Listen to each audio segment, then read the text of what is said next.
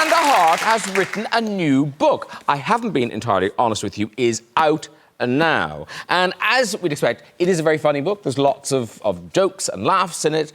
But it begins in a really kind of shocking way with a real kind of health crisis. Yes.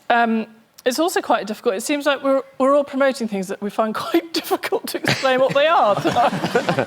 Yeah, so the book starts with me collapsed on my sitting room floor with fatigue, basically, and not really knowing what was going on. Because for years and years, I've been passed from doctor to doctor with me saying, I'm so fatigued, I've got all this pain, I don't know what's going on, and no one could give me any answers, which sadly is a familiar story for many.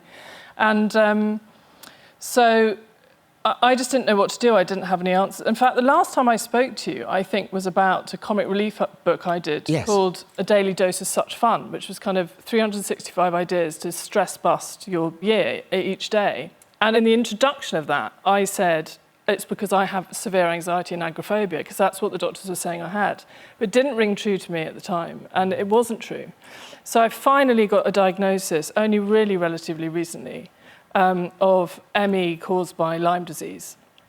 And so I finally my whole story was my life story really was rewritten of going, I knew there was something wrong.